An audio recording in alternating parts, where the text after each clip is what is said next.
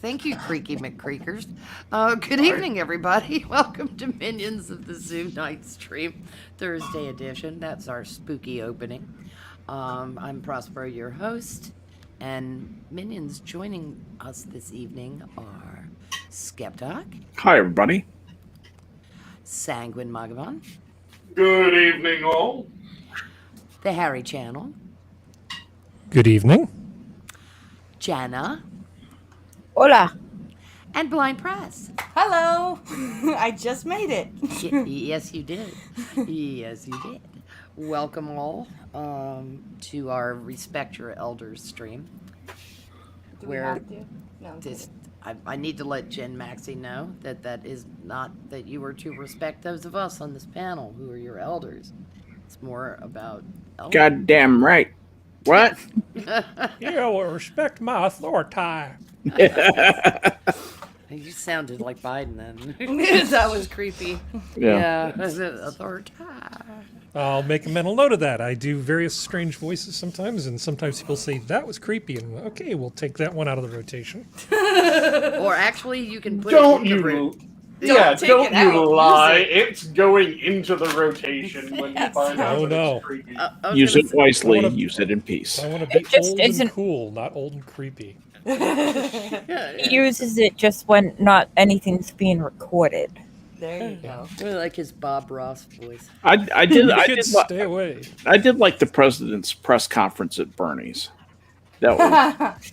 Did he That was- actually have a press conference today? Yeah, he sort of did have a press conference in which he managed to not take one hostile, not even a probing question, just fawning, loving, soft questions from his favorites. Peter Doocy was there from Fox News, and he was ignored, snubbed throughout the entire press conferences, though Fox did not exist. Wow. Well, it's really Skep. easy to take only the questions that you want when you have a cheat sheet of this is the face of the reporter, this is the name of the reporter, this is the question that this reporter will ask you. Right. And he did Yeah. have one hard question. It just wasn't answered. He talked about infrastructure instead. Yeah. So yeah, that's true. He did get one probing question that he simply stepped away from and answered a different question.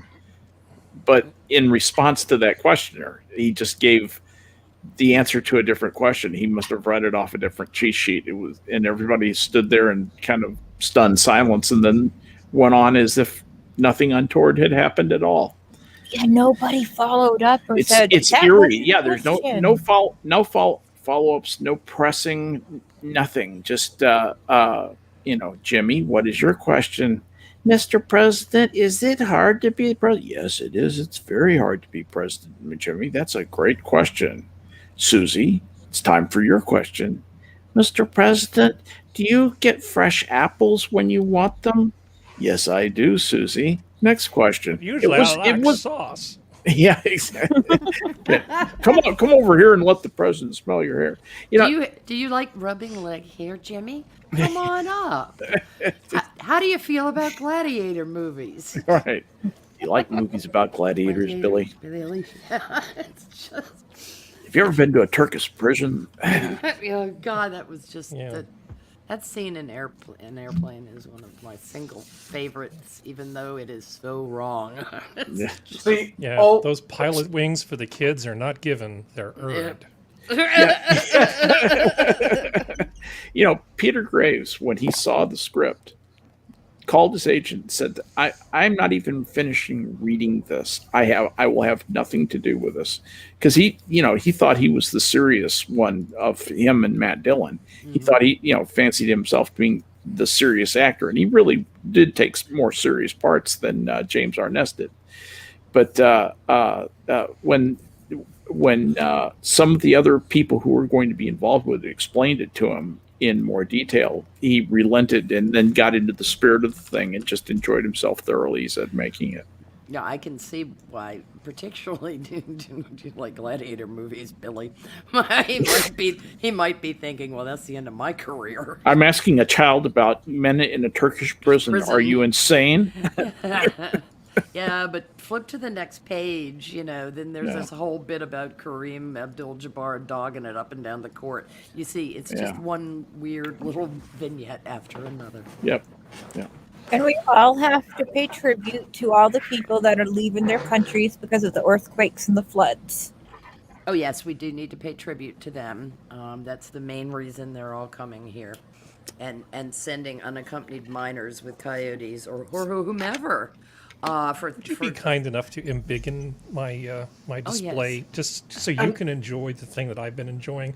This is my favorite synopsis of the thing tonight from the news aggregator I use.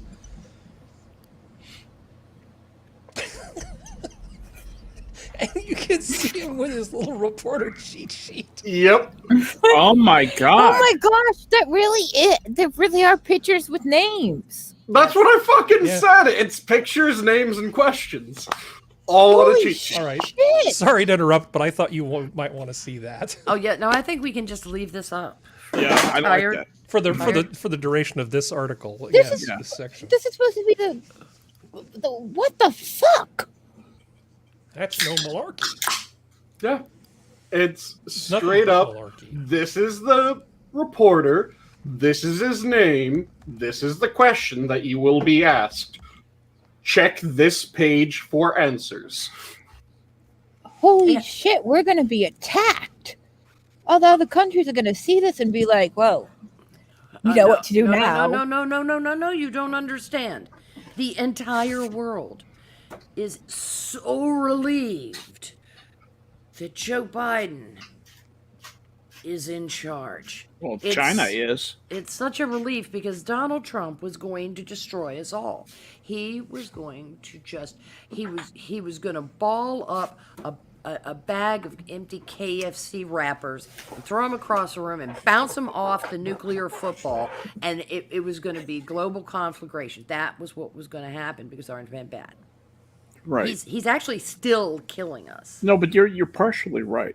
What you just said, you're partially right. The world is breathing a sigh of relief that the pliable, malleable, infinitely Gumby-like soul of Joe Biden inhabits the White House now, because China can pretty much do what they want to do now because he's a wholly owned subsidiary of them.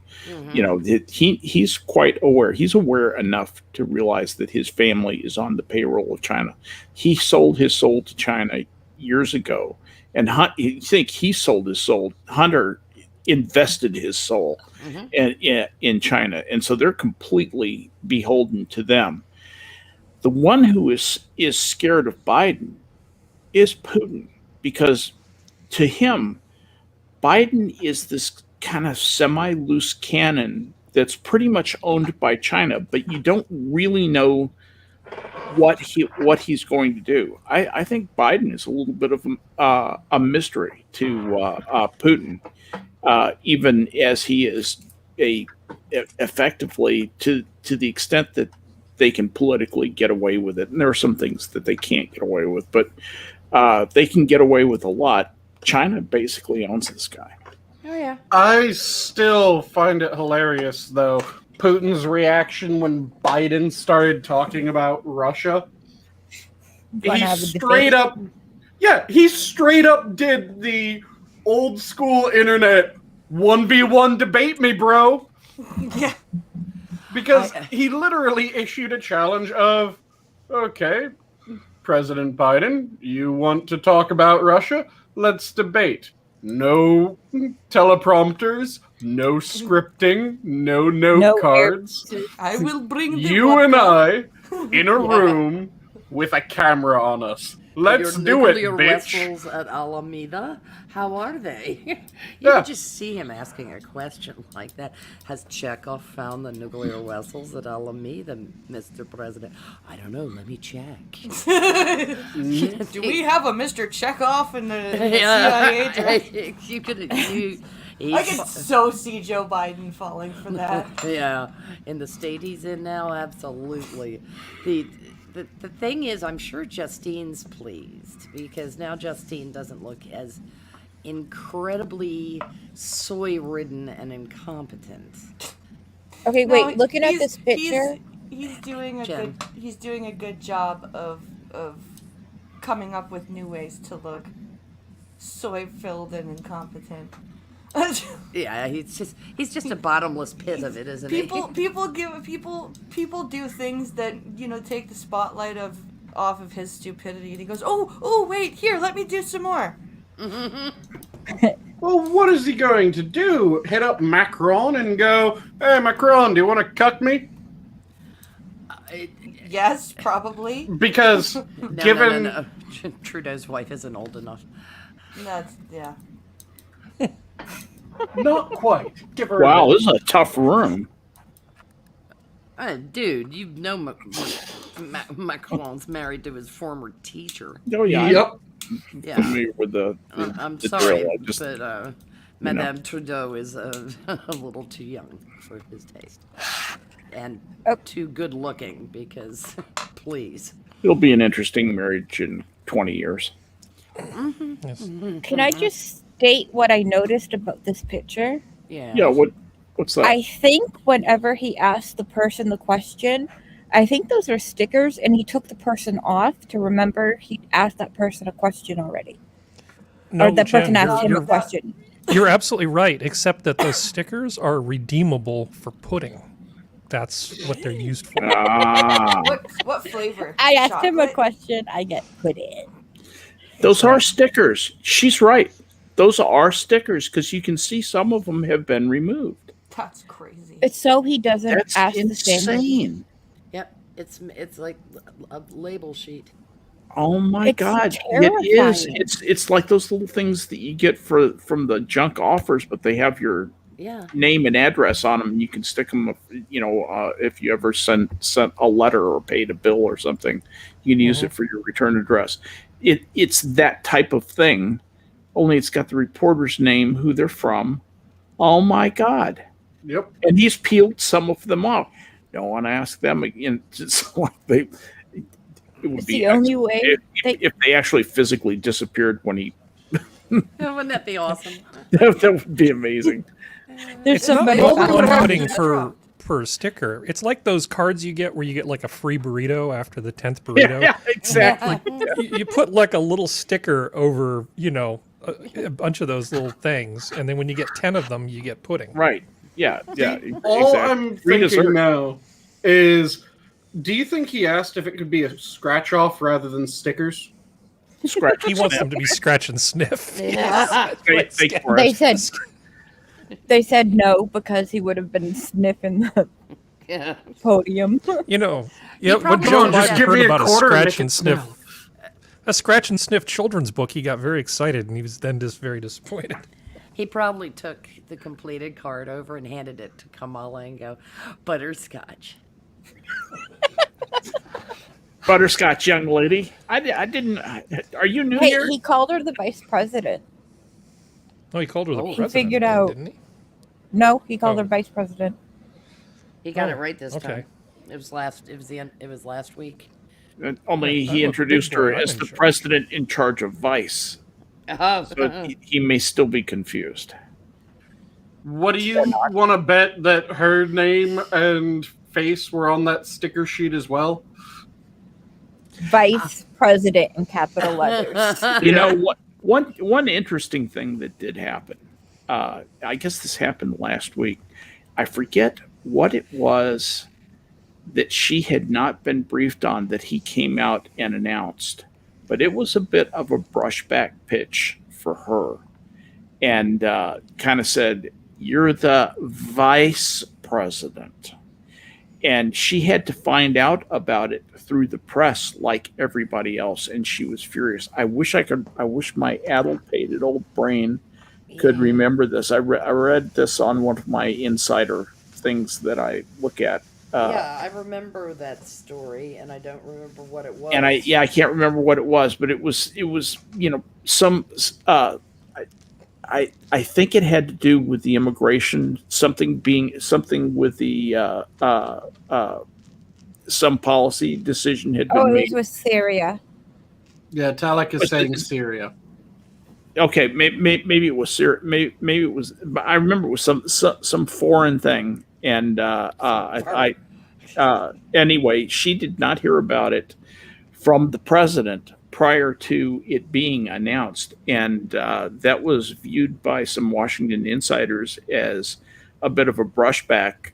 Just saying, "Hey, you're looking a little too eager. Stay in your lane," pretty much. Calm down. Your day will come. Yeah, and the other thing is, here's an interesting theory. I got to thinking about this, and it started to make sense.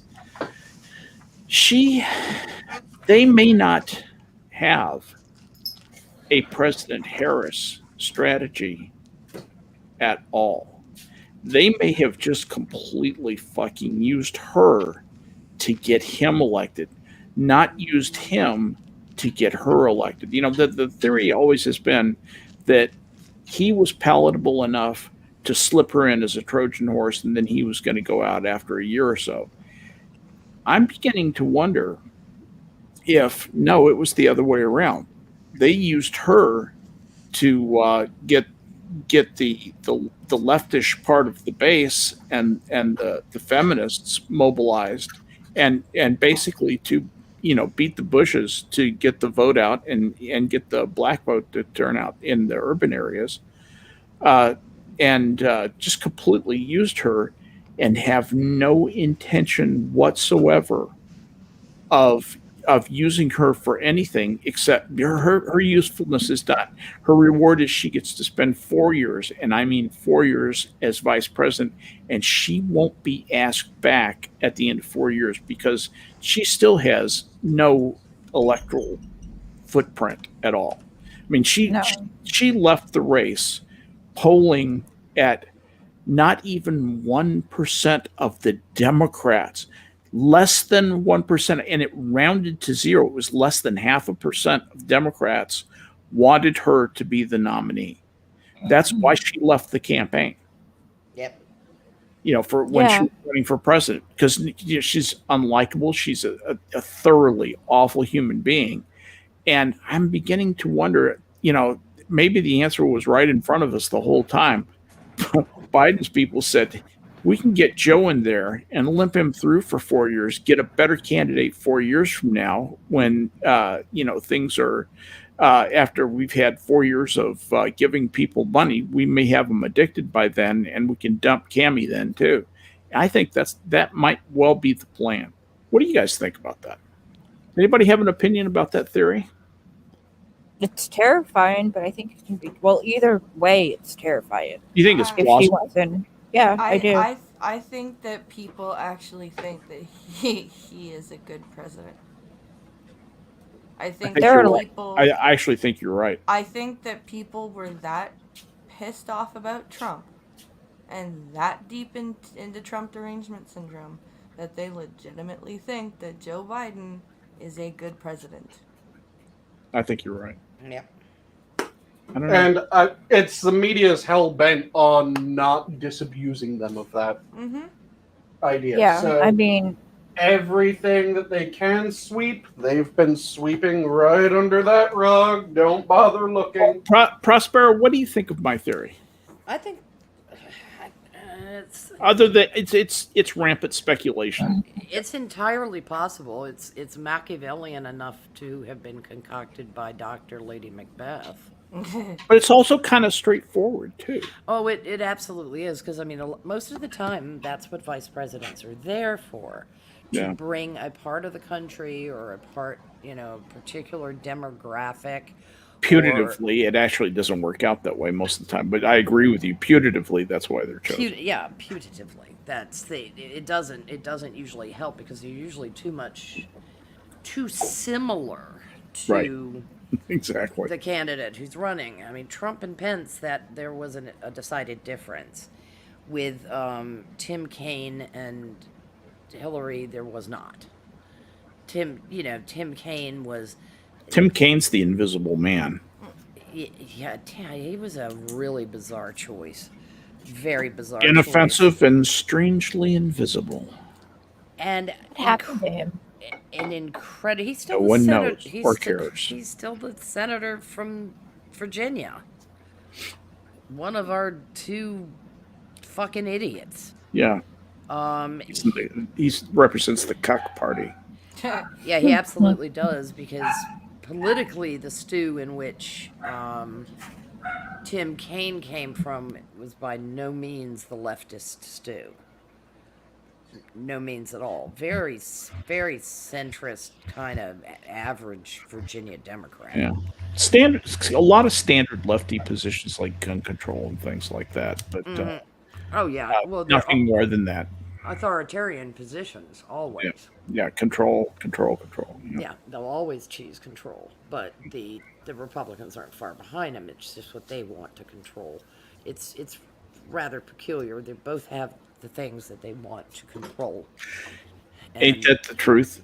It's all that it's about. I mean, they can't. Actually, that you're bringing up something I really was hoping that we might talk about tonight, and that is the overall similarity of the two parties.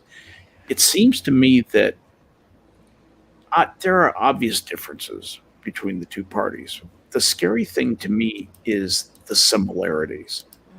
That in terms of the way they want to essentially control the voters, there are more things that are similar than there are different, in my opinion. Behaviorally, I'd say yes. Their objectives may be different. I understand that, and the things that they want to force the proletariat to do might be different. But in terms of wanting a great deal of control over individuals, the Republicans are not beacons of libertarianism. Oh, no. They're few and far between are. Yeah. Within the party. They almost don't exist. And they're very annoying to their fellows. If you think Mitch McConnell is desperately fond of Rand Paul, think again. No. Yeah, he's not going to be fond of somebody like Rand Paul. Number one, the name makes all the old mainline Democrats flinch. My God, he's just like his crazy daddy. Which he's not. No. He's much more pragmatic than his father. Yeah. Which makes him a whole lot more palatable. Look, I like that old coot, but he's boops. He's crazy as a shithouse rat, and you know it. Yeah, he's boop Scooby about some stuff. Yeah, he was. He was a nutter. And I mean, it would be lovely if we could climb in that time machine that he kept wanting us to be able to climb inside, but that can't happen. The ships have sailed. As much as people would like to roll back and suddenly be in the 19th... Folks, what Prospero is talking about, I just going to interrupt with a commercial message about abolish the Fed. Yeah, exactly. What Rand Paul's dad wanted to do was to essentially roll the United States back to a monetary system that hasn't existed since the 1930s, and where you had either a gold-backed or a commodity-backed, some sort of commodities-backed currency that would restrict the ability of the government to inflate it, to artificially increase the money supply, and would be dependent upon the continued productivity of the United States. It would be in a capitalism hamster wheel, basically, that would encourage wealth creating events, and would always be in favor of increasing the velocity of the money within the economy.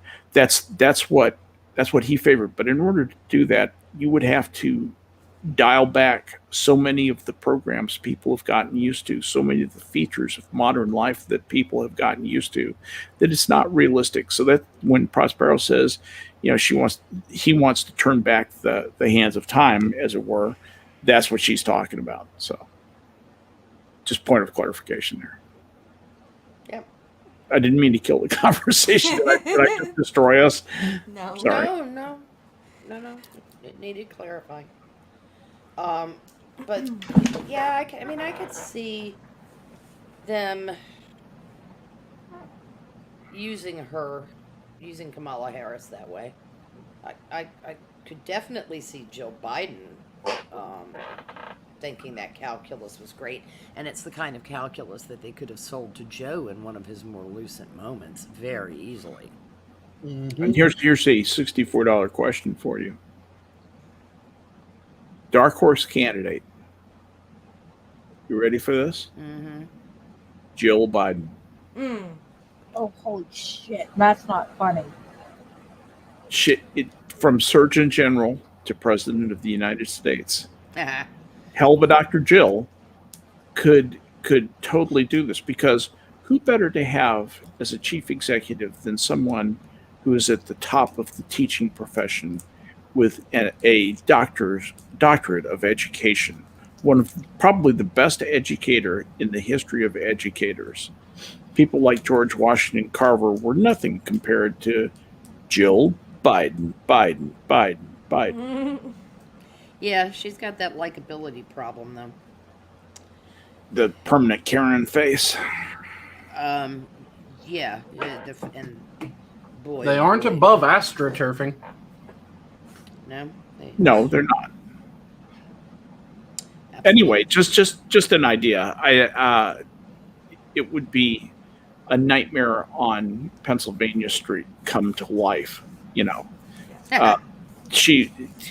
if you think Joe Biden is overwhelmed, he at least has enough political experience to sort of know what's going on, probably occasionally actually contributes to his own presidency.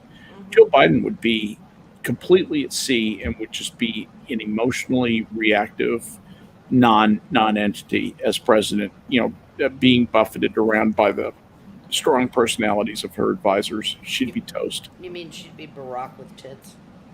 Yeah, exactly. Barack with saggy, flabby tits. Because he didn't have any experience either. No. Though that does make me dread an additional thing because of that comparison. Barack always had to be at least under the impression that he was the most intelligent person in the room. Mm-hmm. If that's a repeat, that's goddamn terrifying. Yeah. He was always the most intelligent person inside his skull. Mm-hmm. But Even that's then, I think he might be a close second. There was he's a a lot very of room. average man. There was a lot of room in there too. Yeah, you talk about a very average mental person. I mean, he has an above average mind and nothing more than that. Barack Obama. Yeah. He's not a genius. He's nothing close to a genius.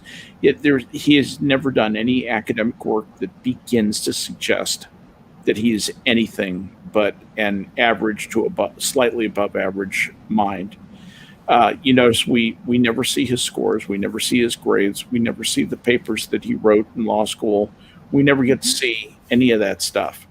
And if he was proud of that, if it was impressive, believe me, that would be front and center. It's what they don't say, it's what they don't show that we should be paying attention to there, I think. Yeah. I think the only thing that he was good at was oratory. And he sucked at And that. he wasn't Yeah. good at oratory. It was Reading, good at reading. He was, yeah. Good at reading. Like the MacArthur Park speech, which was riveting. I mean, that I went back and rewatched that just for fun, and that was absolutely inspiring. And if that had been from the heart, if he had not been reading that, if that had been real, that would have been a great piece of oratory, because that was an extremely well written speech that he didn't write. All he did was read it. It brings you, like, when you think about stuff like this and where we are right now in the world, I keep going back to Charlie Chaplin's message to humanity. Yeah. I just keep replaying What? it over and over in my head. Why do you go back to that? Because it's just, talking about, because he talks about how good men get swept up in the cogs and gears of the machine, and they basically become machines. And you're not machines. You're men. You are humans. You are, like it's very well, and he delivers it very well too. There's a YouTube video of it that I watch quite often. And it's just very, like, there are parts of it that you kind of go, it's a little communisty, but Well, that'd be about right. the overall message, I think, is a kind of, you can take, there are grains of truth in amongst the communisty parts of it. Yeah, when he says something like greed has poisoned men's soul, has barricaded the world with hate, has goose-stepped us into misery and bloodshed. We have developed speed, but we have shut ourselves in. Machinery that gives abundance has left us in want. Our knowledge has made us cynical, our cleverness hard and unkind. We think too much and feel too little. More than machinery, we need humanity. More than cleverness, we need kindness and gentleness. Without these qualities, life will be violent and all will be lost. The airplane and the radio have brought us closer together. The very nature of these adventures cries out for the goodness in man, cries out for universal brotherhood, for the unity of us all. That's actually about 3 short paragraphs, but that kind of gives you an idea of what the tenor of his speech is. Yeah. But that's, that's what I mean about there are grains of actual truth in and among, like, and then there are parts of it where you go, oh, Charlie, no. It's, Yeah, he, very much a person of his time. yeah. Yeah, he said later on, let us all unite, let us fight for a new world, a decent world that will give men a chance to work, that will give youth a future and old age a security. By the promise of these things, brutes have risen to power, but they lie.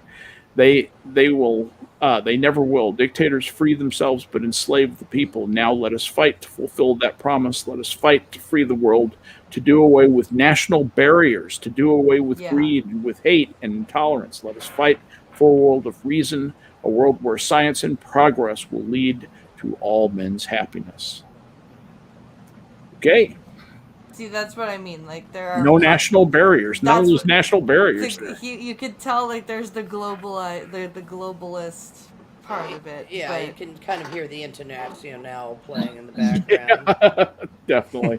But the last line in it is, soldiers, in the name of democracy, let us all unite. I find that kind of interesting. Yeah. Mm-hmm.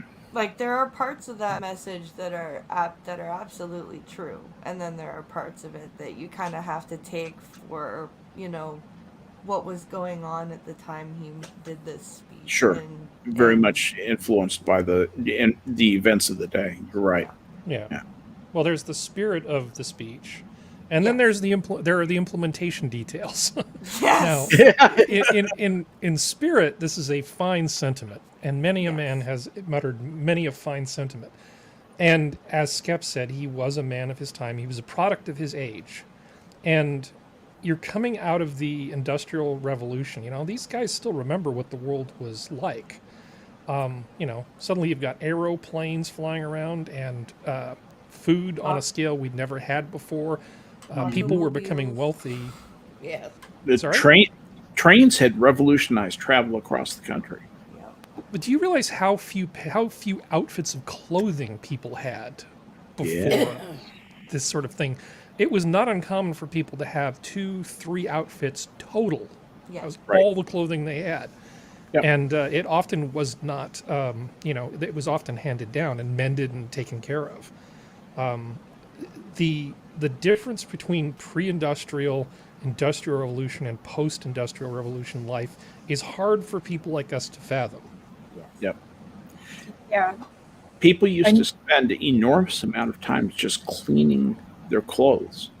For a housewife's day back in the say around 1850 and before would have probably spent 4 or 5 hours washing clothes or washing other fabric involved in the home, and that was all washed by hand, and then hung out to dry, and then pressed with an iron that was heated on hot stones next to a fireplace. We really take so much for granted. We have no idea what I remember, of course, because I was there. But you youngsters, don't know what it was like without running water and before electricity was invented. That whole thing with the naked guy running around in the barrel with just the 2 straps over his shoulders, that didn't look like a really bad alternative, honestly. No. You get to have your bits aired out and washing up's easier. Washing up is easier, and it's kind of stab proof. Mm-hmm. Yeah, it is less stabby. Yeah, it's less stabby. Yeah. So there you go. No, but Glad even we've up until established the criteria. World War II, I'm sorry, Prospero. No, I just established the criteria for comfortable clothing. It's less stabby. Yeah. Also, It's nice and airy and it's less stabby. But even up until the 60s, women were men were working very long days and women were working very long days. Everybody was working their ass off just to maintain, a good standard of life. It was a lot tougher then. And then people started buying convenience appliances on credit. It used to be a hassle just to make toast. Yes. Seriously. You had a toast stick. It's so funny. Like listening to radio programs like The Shadow. You get to listen to the commercials, and this new device, a blue cool heat regulator. Your very own thermostat right in your home. No more trips to the basement.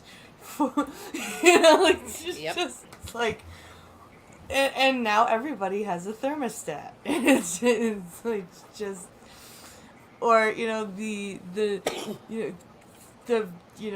new tires. The new science of tires that it will not slip on the road. It's just. the Tesco Tower of Power. Yeah, everyone is so excited about these newfangled devices and these new gadgets, and no more long dealing with fire and coal fires in your furnace. Get this heat regulator, and they call it a heat regulator. They don't call it a thermostat. They call it a heat regulator. Yeah. and it's really, really fascinating. And it's also fascinating to listen to the pride and the nationalism in old radio commercials, especially when you get into the 40s, like the early 40s, with American radio commercials. And if you compare that to today, that would be a sin today. That you would be that pride and that nationalism and that You would be a far right you'd nationalist. be a far right nationalist fascist. You know what I mean? But back then it was, no, support your country, support the war effort, even if you're not in the war. Buy a war bond, buy a whatever. Everybody can do their part. Everybody can do their exactly. Now it's nationalism.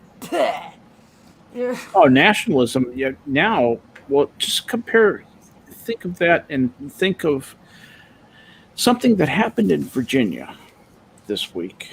A place called Charlottesville. What happened there this time? The mayor of Charlottesville. Oh, other Charlottesville was Is the an other idiot. Is a feminist, a black feminist, and she's a slam poet. Oh, And she wrote a poem, which I'm going to share with you. It's a short poem, so I'm just going to share the whole poem with you, because it was a poem about her city, and it goes like this. I'm sorry, I need to mute so people are not frightened by my teeth grinding. Charlottesville, the beautiful ugly it is. It lynched you, hung the noose at City Hall, and pressed the souvenir that was once your finger against its lips. It covers your death with good intentions. It is a place where white women with black kids collect signature for a white man who questions whether a black woman understands white supremacy. It is destructively world class. White people say that it is a place where gentrification started with the election of a black woman in 2017, and because of white power, a lie becomes #facts. Its daily practice is that of separating you from your soul. Charlottesville is void of a moral compass. It's as if good old TJ, Thomas Jefferson, is still cleverly using his whip to whip the current inhabitants into submissiveness. Charlottesville rapes you of your breaths. It suffocates your hopes and dreams. It liberates you by conveniently redefining liberation. Am I supposed That's to the have poem. Am I supposed to have an image of a city throat fucking somebody? Well, you said rapes you of your breath. Yes. And bitch, you didn't have to run for a mayor if you don't like the city. That brought a lot of unity, didn't it? It made did. everybody just hug each other and say, God bless our mayor. She is psychotic. Her name is It made me feel Nikuya super. Walker.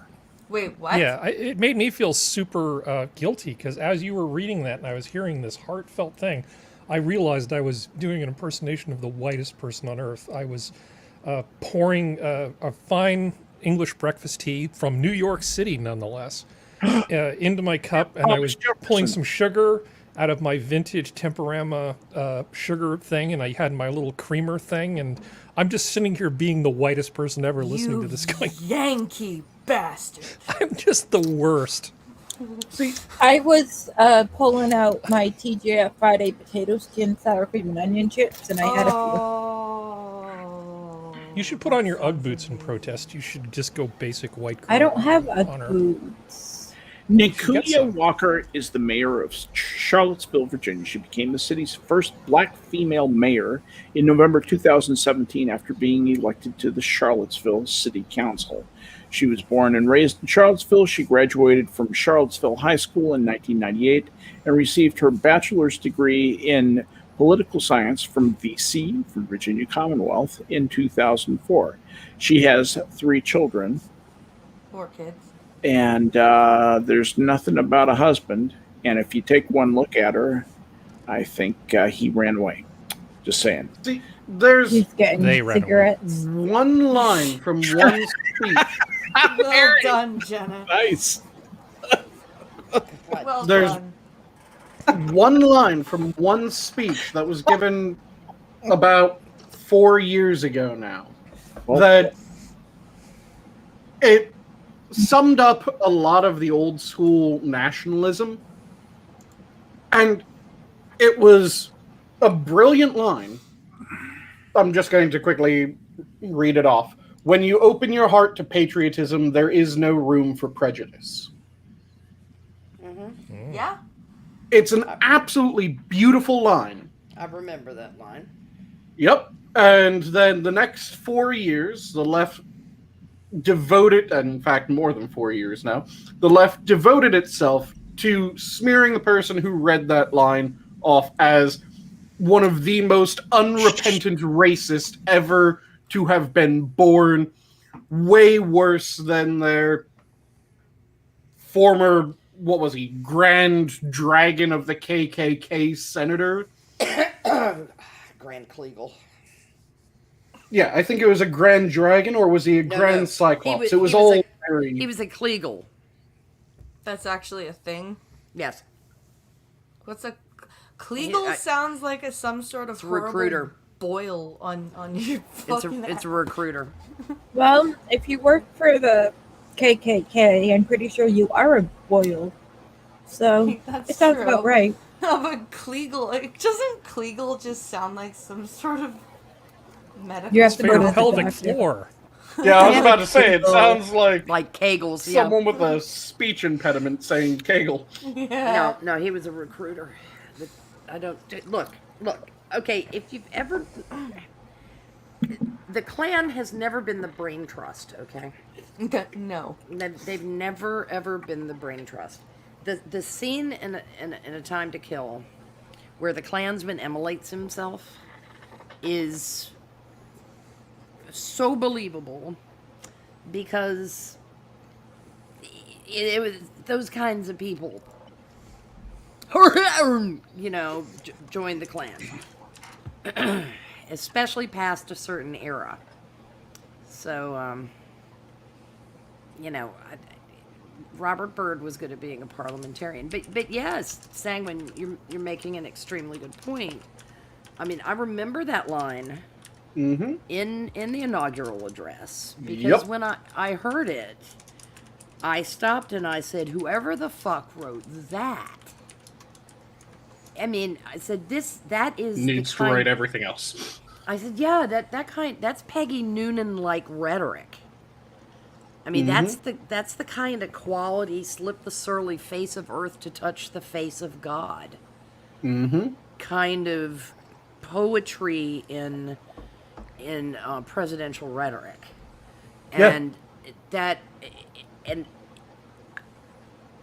the very first thing that was said about that inaugural was how dark it was, How one-sided and me. yeah. I don't believe he ever used the word me. It was we. He almost never ever used the word me. If you listen to all the public utterances, all of them added up of the previous presidents, and compare them to his predecessor, the pronoun use will be decidedly different. There was a great deal of we and very little I, me, mine. Barack Obama could not stop I, me, mining. It was always very noticeable in his speech. It was almost a tick, if you know what I mean. And the Trump I me mining was shit that was actually singular to him. Yes, it was. And maybe one other person, because it would be my children.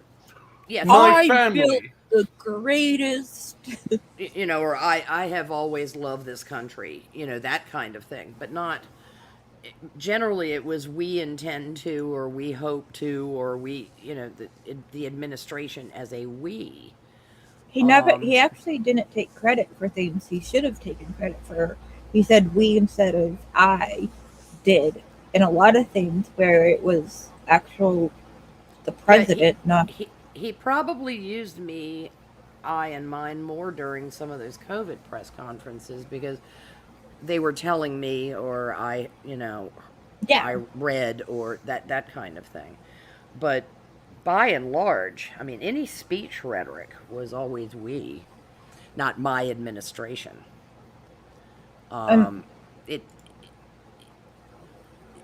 It was. I just noticed it. Biden and...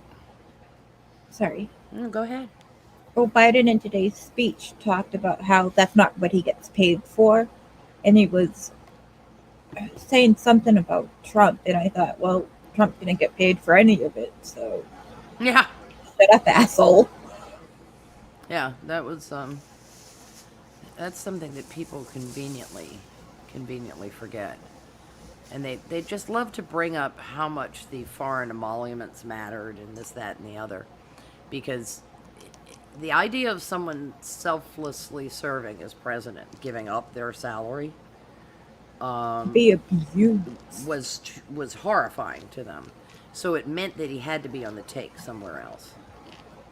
And it was always going to be difficult for Trump because of his widespread business interests. And the fact that so much of it was eponymous, that he, for him to not always appear that and him not understanding the politics of it, blundering into, well, they could all stay at the Trump Hotel here in D.C. as not because that was going to really increase his larders. I don't think people understand how property ownership works or the hotel business works.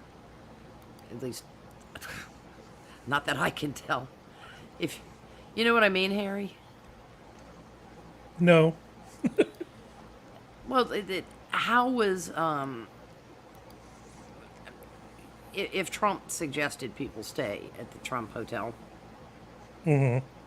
How is that really going to line his pocket significantly? It wasn't. There's obviously a double standard. They were looking for anything just to generate smoke.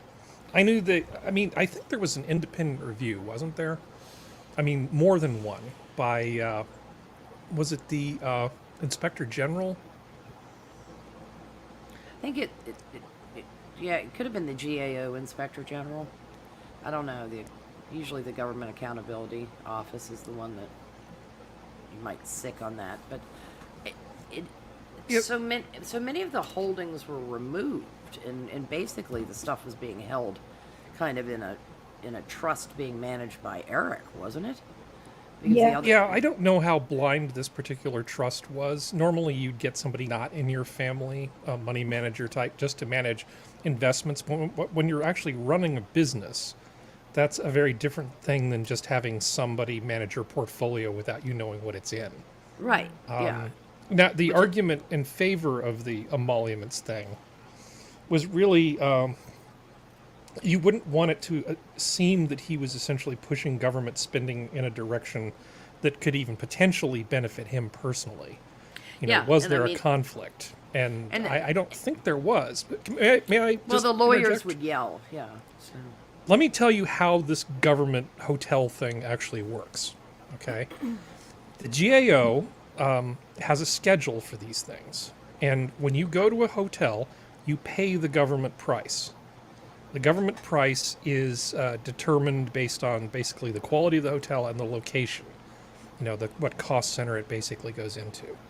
So the idea that a hotel would get rich off of government people staying there for whatever reason is kind of ludicrous. Now, the foreign people that were staying there, where they were putting up foreign dignitaries and stuff, that gets a little more dicey. Would there be potential for Trump to actually make money on something like that? Possibly. But it also might be the case that he essentially had cornered much of the market for that type of accommodation. And so it would just sort of naturally fall to him. It's kind of a no-win thing. You can spin it whatever way you want.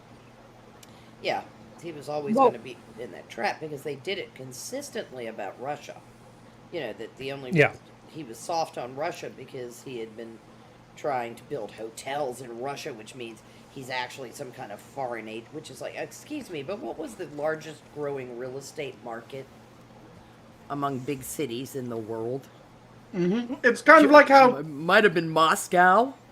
They tried to make him opening an account in China when he was negotiating a deal for property in China, and then closing his account, cashing out his account, and taking the money that he put in that account back as, oh, he got money from China. He opened an account in China because in order to do any sort of business in China like that, you have to have a Chinese account. Sanguine, you do not use logic.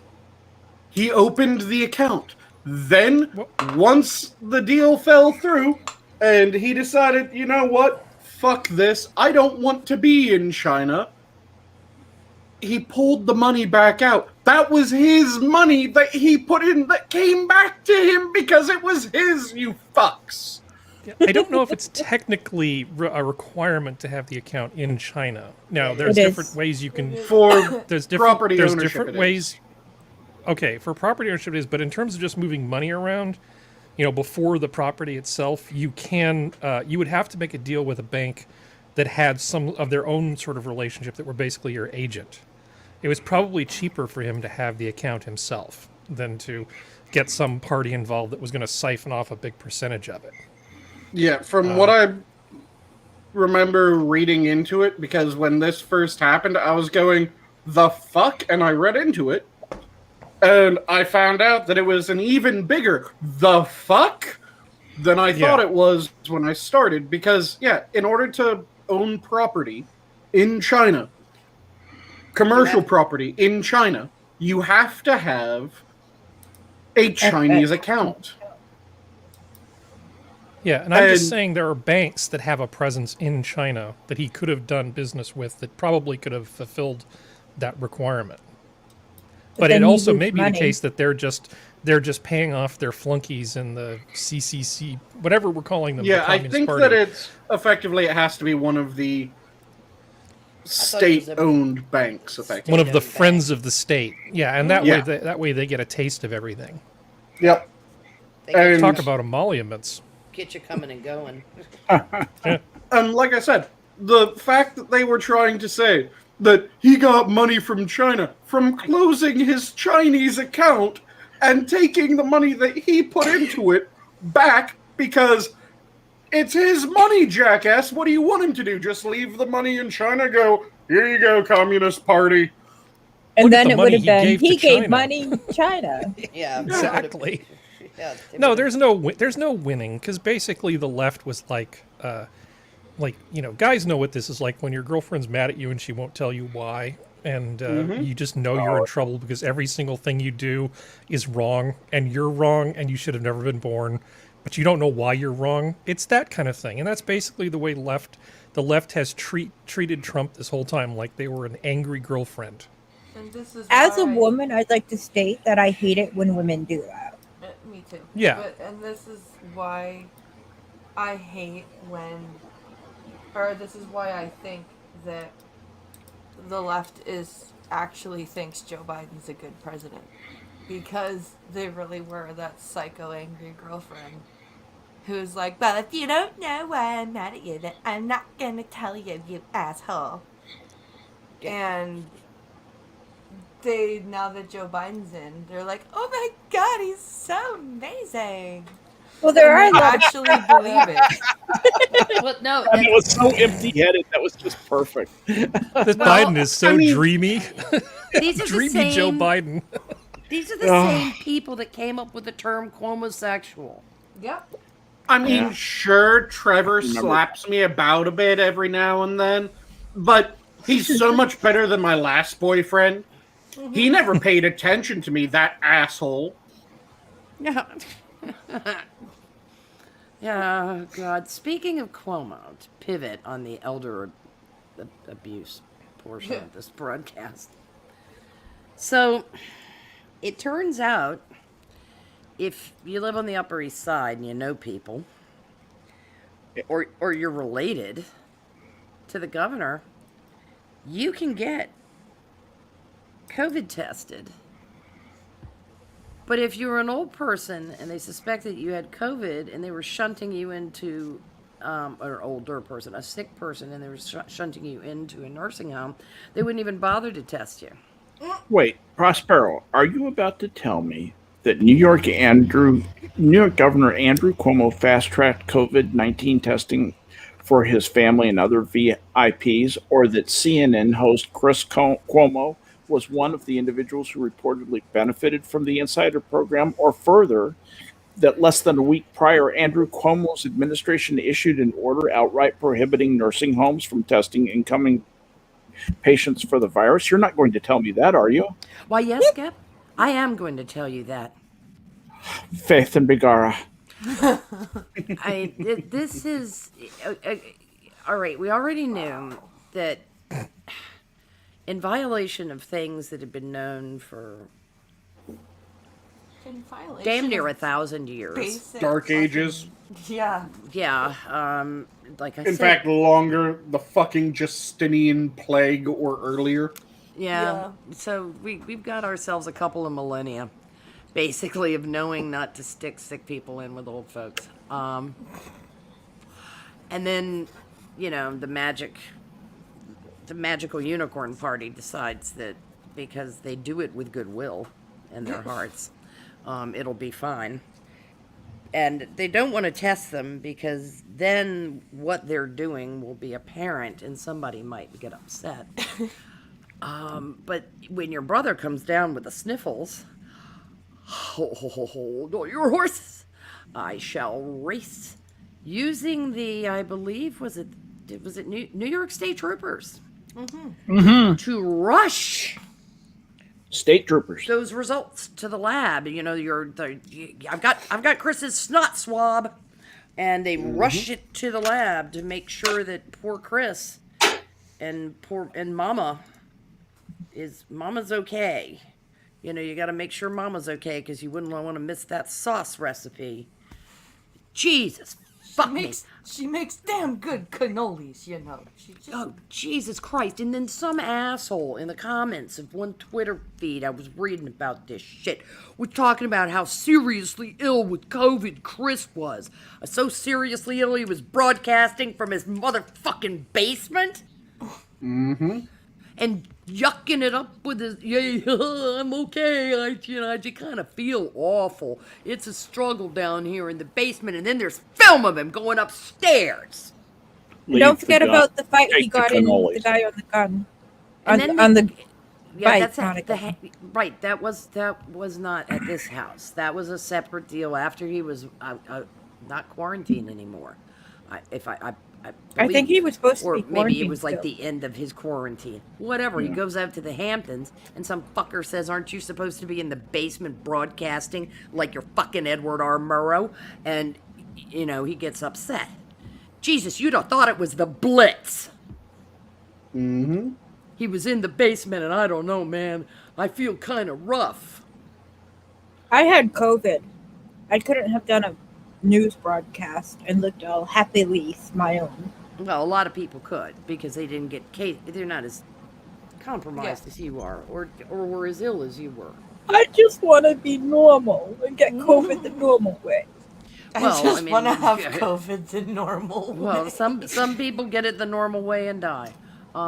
It's it's a bit merciless on those that are. You know, does anybody flash on the possible conversation that Andrew Cuomo, governor of New York, had with his Surgeon General? He's saying, man, we got too many old Republicans in this state. And the Surgeon General says back to him, you know, where are we going to put all these old people? And they look at each other and they say, hey, I got a problem and you got a problem. Yeah, I thought that at the time when it was going on. Because that throw mama from the train moment that you realize we can kill the Republicans. Well, the funny thing is, I guess they were afraid that if they turned the entirety of Staten Island into an open-air hospital, it would have been too obvious. If you've ever spent any time in Staten Island, that's not going to fly. Very, very because quiet. it is a Republican borough. That's one of the reasons. Oh, you have no idea. It would not fly because that is where the. I've always been amazed all when the family was set in Queens and not in Staten Island. Right? Just saying. But you know, where the blue collar people are. Staten Island is blue collar. Well, a lot of Queens was too. Yeah. But you know, out. You know where the plane crash was after 9/11? That's very working class Queens. Queens is more cops, I always thought. Yeah, they're firefighters and firefighters out there too. But you know, Staten Island is plumbers and construction workers and a lot of tradesmen and tough motherfuckers who they're betwixt the devil and the deep blue sea, quite literally, because they got Jersey on their back and the fuckers in Manhattan sitting in front of them. And you know, if they could have gotten away with turfing all the old people on Staten Island, they'd have done it. But they'd have got shot trying to do it, so. Or people would be falling off of ferry boats suddenly. Having a tough commute there, are you? You know, it's just, it's a pathetic thing. I mean, this whole... Where in Queens was All in the Family supposed to be? I don't remember, but it was Queens. Yeah, I know it was Queens because it was on some fictitious street that I can't remember the name of. Yeah, I don't. But I think it was like Astoria or something. That it was just a brutally working class neighborhood. It wasn't Forest Hills, just saying. My memory is completely different, and I could just be wrong, but I sort of thought it was like in the lake effect snow part of New Jersey or something. Yeah, I thought it was like in not. Buffalo or Brewster or something like No. Wait, I got it. Where? Queen. So they lived in Astoria. Astoria. Astoria is a hamlet in Queens. Yeah, Queens. Okay. Well, I told you my memory was different, that's all. Hauser Street. Hauser Street. Yeah, that's right. That's right. I remember now. Next door to the Jeffersons. Yep. Unuseful. That's how you knew No, it the wasn't Jeffersons Forest. were downtown. They worked downtown. Well, they were downtown, They but first they were. had to be in Queens. They moved. And then they moved down. They're moving on up. They moved on up. Moved Yeah. on up. Side Yeah. to a To deluxe deluxe apartment in the sky. sky.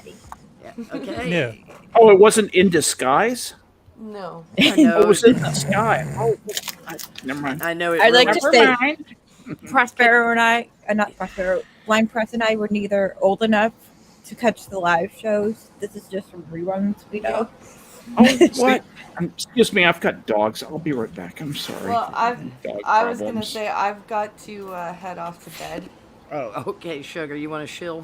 Yes. I'm gonna do a coffee stream tomorrow at noon, and I may, if I get my housework stuff done and out of the way, I may throw in a gaming stream because I didn't get one done this week. So there may be 2 streams tomorrow, but there will definitely be a coffee stream and possibly a gaming stream. Oh, excellent. And then Saturday, I still need to DM everybody about a Trek topic, but there will be Star Trek on Saturday. Yay. Yay! And you'll come up with a topic and let everybody know. Warp. You should do a topic on Warp. And there was much rejoicing. Worf is oft mentioned on the Star Trek stream. But I'm gonna... Q. And so is Q. So's Q. But I am... You're and late to the also- party, Jen. Also, check out the link tree, where you can find the merch and all the links that are there for supporting the channel and the content. Excellent. Thank you, Jan. I Thank you, appreciate you Prospero. being here, and I love being here. and I'm gonna swap one Canuck out for another Canuck because that's how I roll. Have a good one. Take care, Night. Shire. Night. And because Yeah, we're I'm all- just the house Canucker. Yeah, and because And- they're all interchangeable. We got another leaf in the welcome. How's it document. going, eh? With my Yeah. Timmy Yeah, hose in blah, hand, blah, eh? blah, trees, blah, blah, blah, blah. beavers, yada, yada, Blah blah yada. blah And- Mounties. Oh no! Just Hey, to you make know sure you that made it with when the entire nation of China calls out your country by name. and We've made just, it, guys. Just to make sure that this doesn't get spaced out too far, so it makes absolutely no sense. The deluxe department in disguise. I just got the image of an apartment trying to transform into Optimus Prime, and I was trying to figure out, would the people be crushed in the transformation, or would they still be able to be like stuck in a segment of Optimus Prime until he goes back to apartment mode? It's like a Harry Potter thing. Everything moves around, but it doesn't kill anybody. Well, what was Oh, yeah. interesting about Optimus Apartment Prime 12. was that he was one of the only Transformers who can transform and keep occupants safe within his chest cavity. Ah. According to the comic books. Yes, I'm a fucking nerd. Deal with it. So the other ones would just kill whoever is driving in them. Most of them, yeah. Yeah. That's unfortunate. I'd It's- care if I ever watched it. See, Yeah, it's kind of like... one would think that they would stop assigning that police car to officers, but man, The they lost a officers lot of didn't like- officers. It Yeah. was officers they didn't like. Oh, so it was the precinct fuck up?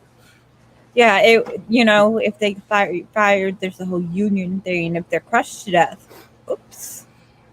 God damn it, Jenkins! This is the 4th false arrest that you've done. Okay, you get squad car 27. No, officer, no, please, no! I swear, Captain, I'll Stupid fix it, I'll unions. fix it, I no! blame the unions. Come on, Sarge. It can't be that bad, can it? 27. Jenkins, get in the damn car. Yeah. Jenkins, take the keys. You're getting in the car. Oh my god. You guys. And swear to- Prospero questions her life choices. Yes. Off subject for a moment. One of Landon's friends are now in America. He's not a terrorist. And they were talking on the phone today, and I happened to hear some of it. And he goes, "No, like you put SpaghettiOs and hot dogs together." And I went, "Most people don't do that, Landon. If that's a family thing." And he went, I thought you buy- said he wasn't a terrorist. Yeah. And the guy was like, the kid was like, "What do you mean you put hot dog? I do not understand this place." That's okay. My don't- husband does. If he eats hot dogs, he'll have a container of Chef Boyardee ravioli also. Oh, It's yeah. a holdover from childhood. Do Yeah, you guys yeah. want to so hear many the different- most It's a family disgusting? thing. Hey, okay, the one at a time. It's just, there's- Do you want to hear about the most disgusting food combo I've ever heard of from someone in America? You eat it? No. Sure. Fuck no. It's canned tuna and bacos. Not bacon bits. Bacos. The one Are that those for on its dogs? ingredients list. No, that's bacon strips that you're thinking of. Bacos are the ones that are fake bacon bits, and by fake bacon bits, I mean if you look at the ingredients, it lists petroleum byproduct. Yum. I like Yeah. to be radioactive. My father would mix bacos and tinned tuna, Ew. and he would eat that on bread. Was your father abused as a child? My father has the taste buds in his mouth that, or the same taste bud density in his mouth that the average horse's asshole has. Did you test this? Or was that just Well, an given the estimate? fact that he's consuming tinned tuna and bacos combined together on bread, I think the testing has already been done. I've never seen a horse eat tuna. I think bacon flavored anything is a travesty. Either have the bacon or shut the fuck up and live in misery. Yeah, the lowest quality that you can go is bacon bits. And even those are grotesque. Yeah, even those, it has to be certain things in order for them not to just be revolting. Well, let's Like- take it to the truth. Bacon has become a flavor for everything. You can go to a candy store and get bacon flavored. Bacon's Skittles one of or my whatever. favorite spices. It's not normal. You can and get nobody. bacon scented soap and candles, Jenna. It is not normal. You can get. Oh, okay. People. Tim Pool stop. rants and raves about his bacon soap. It is disgusting.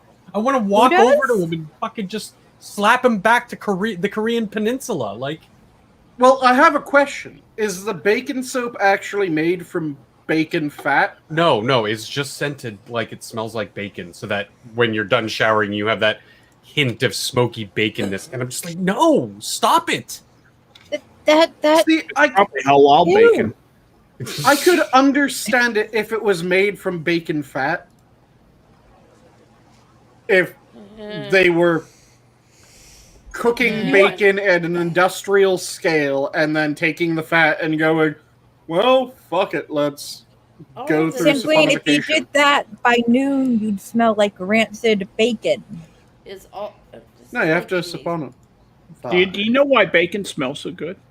It's making me sad. I'm going to tell you from a chemical point of view. You ready for this? Yeah. The answer, why does bacon smell so good?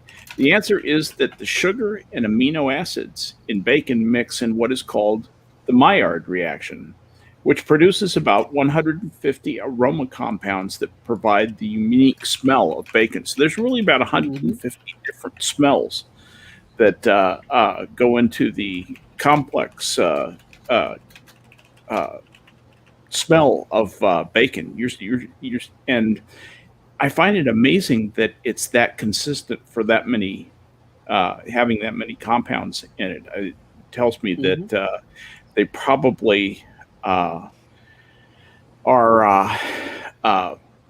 each one has just a little bit of influence on it, so you don't notice too much changes in the the presence or absence of one or two of them. You might not notice that, but because bacon to me has a very consistent smell. It doesn't smell like anything else.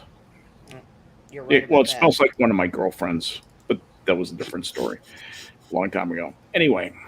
Did she get too close to the smoke pit? Anyway. Oh, boy. If I grill too much, I kind of smell like a smoked ham. Yeah.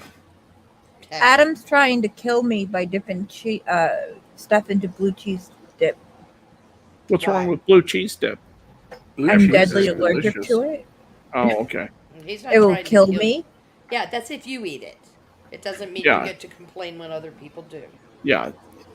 The hell it doesn't. No, it does. So this just reminded me. We're not force feeding it to you. You don't have to eat it. It means more for the rest of us. That's fine. You want to eat the lactations of another mammal? That's fine with me. Absolutely. It seems kind of disgusting. Well, no. Not only do I want the only reason you say that, you little dirtbag, is because you're lactose intolerant. And not Allergic. only do I want to imbibe the lactations of another animal, I want to consume the partially and strategically spoiled lactations of another animal. How It about smells. that? That's why I'm allergic to it. That's what the blue is. Yeah. Do you know? Do you Now know I what just happens? told Do you know how her you how to tell when cook. blue cheese goes bad? It turns a No. grayish yellow. Yeah. True story. Ew. When It's other colors start creeping. Yeah. It's just a sad look, is what it is to me. It's Yeah. like, oh no, oh no. It goes from Union to Confederate, and when it's Confederate, don't eat it. Yeah. So that was primarily for Prospero, but anyway, I got it. it still fell over like a Yeah, yellow and what again? Yellow and blue? Did you say? gray. It goes Gray. from blue to Oh, gray. Blue to gray. Blue to Right? gray. Yeah. Yeah. Because you'd said grayish yellow, and I was like. Yeah, grayish yellow. It actually is kind of a grayish yellow. I've But actually then got again, blue cheese. Stilton has that creamy, almost yellowy cast Yes. to it, so you never know when Stilton's bad. Yeah, Shropshire is the one that you really have to be going, okay, when the fuck is this bad? Bright orange blue cheese. cat got the last of the Stilton. I do think, however, Prospero, we can probably all agree that imitation cheese, whether it's made from soy or petroleum product, is the greatest travesty to food ever created. What is? Fake cheese? Fake cheese. Yeah, Oh, you mean the cheese that cannot be called cheese? yeah, the stuff that's Yeah, in like when you get the vegan section. cheese. Oh, that's you know what that reminds me of? Fat-free cheese. Because if you melt it, it looks like if you took the wrapper from a cheese single and let it melt in the pan. Yeah.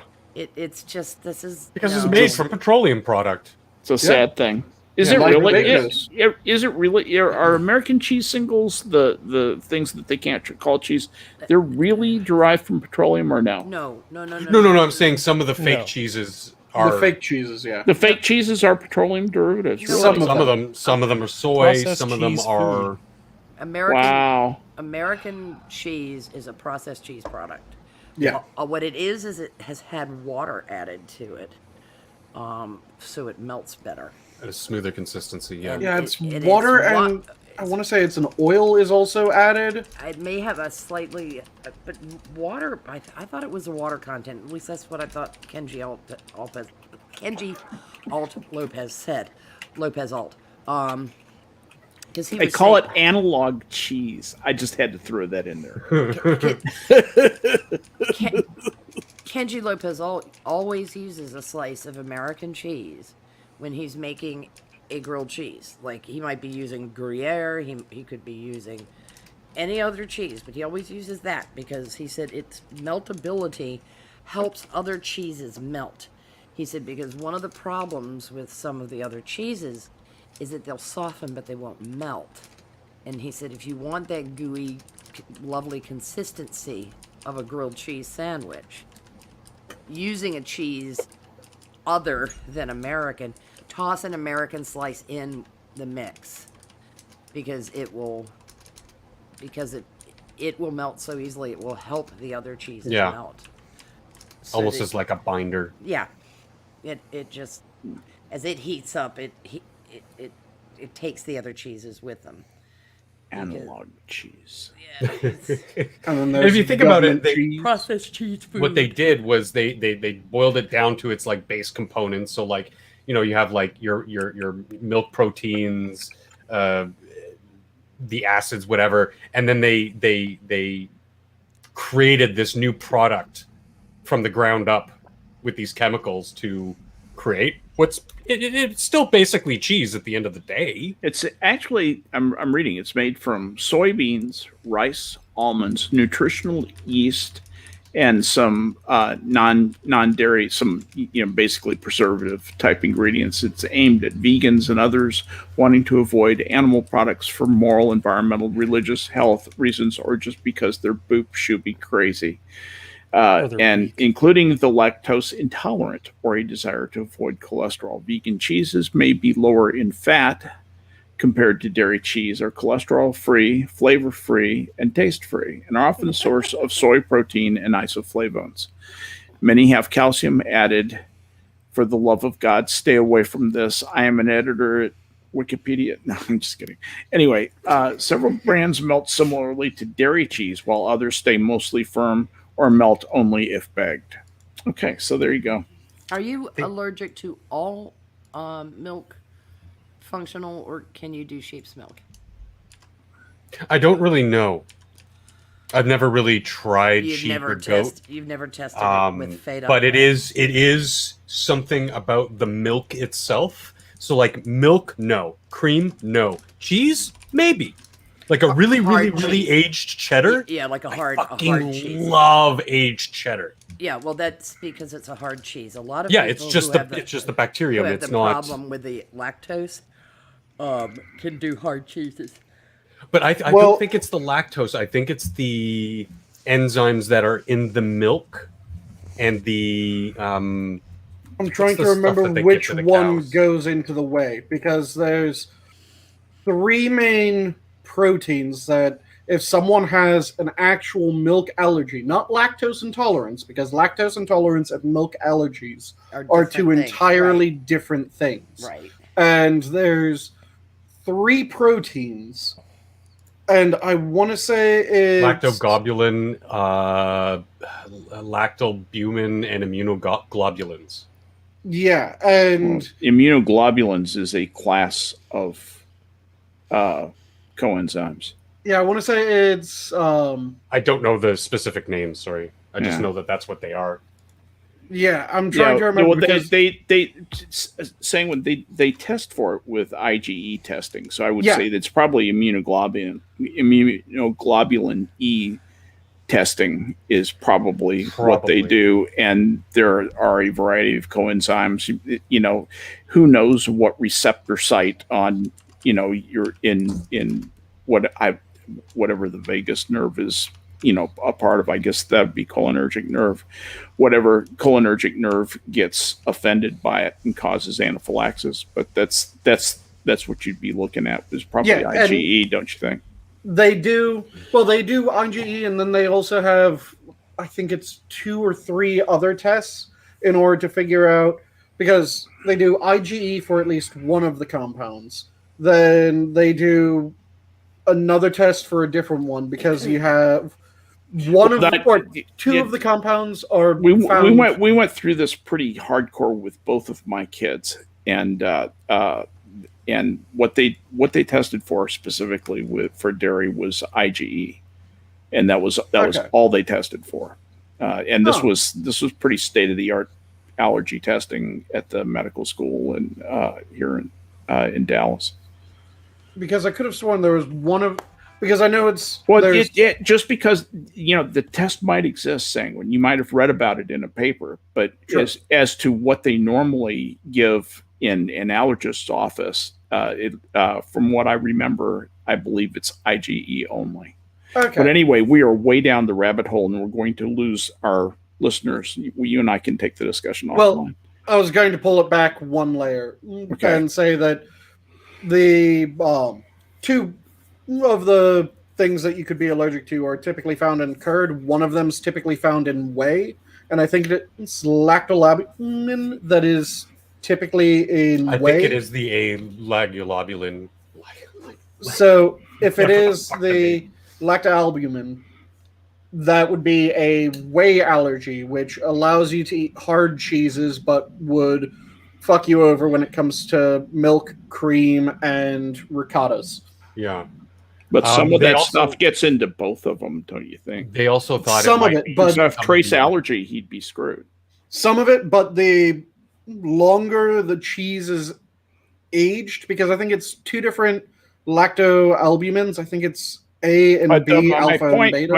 My point is that unless you can say that it's 100% not present in either one, and I don't think you can do that. I mean, you can't. I'm not advising people that have allergies to go out and eat hard cheeses. I'm saying that it is something that can be tested for with additional testing to see which of the proteins, and then there's the contact testing and the in-clinic testing that they can do as well, because you have the IgE testing, and then you have the scratch testing, as well as there's one other in-clinic test. Yeah.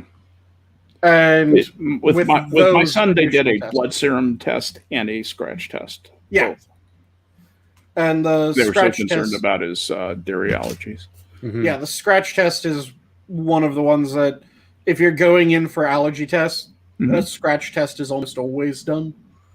Yeah, they did both of those. They both came back negative, but what sparked this was I got taken to the ER, and they scoped me, and in the lower esophagus, upper stomach area, there were hives on the inside. At first, they thought, "Oh, he's got ulcers." No, they were actual hives from the. And so, what they thought might be a possibility. Other than the lactoglobulins or whatever, it might be the cocktail of antibiotics and hormones that they feed dairy cows that I might be having the reaction to, because typically when you are allergic to dairy, you'll still react fairly well to a scratch test. But I didn't react at all to the scratch test. That does make a lot of sense. That makes a lot of sense. That really does. There was too much for me time invested to further pursue this. I'm just like, fine, I just swear off milk and cream and be done with it. And because those, Skep knows his kids, but it can be a very serious thing, because until you are sensitive or allergic to it, you don't realize just how many products they put milk proteins in. Things you would never guess, like every candy bar, candy bars. Yeah. Most of them have whey protein, if I remember correctly. Yep. Which is the alpha and beta lactoalbumin. Back when I was working out, the workout supplements, a lot of them use. Oh yeah, most of them are whey protein, because they're so typical bodies are so well adjusted to turn that protein into muscle, into energy. Yeah. So what you're saying, functional, I just came back and put my headphones on, is now we know how to kill you? Yeah, bullet does it quicker. But what if we make a frozen milk bullet? Have you met There we me? go. I'm going to bring you to the basement and torture you for at least 6 months. She's gonna waterboard me with a jug of milk. No, I'm going to let my 12-year-olds waterboard you. But this racism, I love it. this did remind me of something that drove me How's that crazy that I saw racist? not terribly long ago. Hey, I've been muted. And the thing that drove me crazy that I saw I've done that. was people trying to defend the self-diagnosis of mental disorders and saying that the next time someone says that they think they have a cold, I'm going to ask, oh, was it diagnosed? And if they say no, I'm going to just blow it off like they do mental illnesses. I think we need a specific word for when you, in that situation, I know I have a cold. Was I diagnosed by a professional? No, but I know I have a cold. See, there's a different... Self-diagnosis is kind of the wrong word.